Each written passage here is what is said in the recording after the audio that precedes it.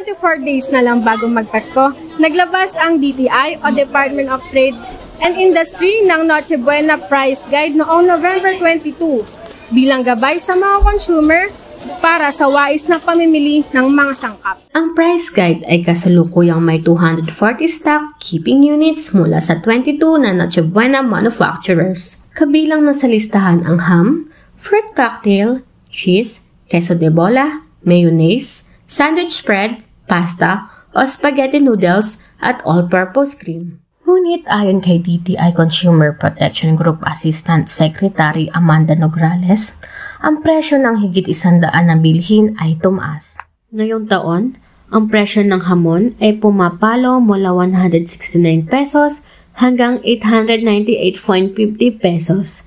Ang queso de bola naman ay 210 pesos hanggang 445 pesos. Ang pinakamurang fruit cocktail ay 57.72 pesos hanggang 293.86 pesos. At ang pasta o spaghetti ay mula 25.50 pesos hanggang 113 pesos. Sa kabila ng mga nagtataas ng mga bilihin, ano nga ba ang masasabi ng mga consumer at mga tindera ng Malolos? Pero bago pa yan, nagtaas na sila, kagaya ng mga tomato sauce, lahat ng ng Del Monte nagtaasan.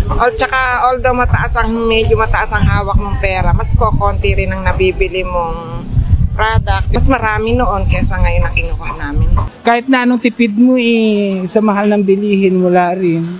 Okay lang, kahit makakaraos lang ng Noche Buena, okay lang. Siyempre masakit sa bulsa dahil siyempre mataas ang presyo, hindi naman kaya dahil sa namin, sa pamilya namin, hindi naman kami ganun kalaki na kumikita. Taon-taon naman yan basta ganito magpapasko, tumataas ang presyo. Gawa ko 1 month before, namimili na ako kung may pambili ka. Tumataas ang bilihin, pero mga sweldo ng mga manggagawa hindi naman tumataas, which is hindi nga balanse talaga. Tatagal rin ang implementasyon ng price guide hanggang medianoche base sa panayam ng mga opisyal ng DTI kasama ang mga manufacturers. Ang 2023 Noche Buena Price Guide ay maaaring ma-access sa official website ng DTI o maaaring i-click lamang ang link sa caption. Menjola para sa Angkampilan, pinag-alab ng katotohanan, pinanday ng paninindigan, sandata ng taong bayan.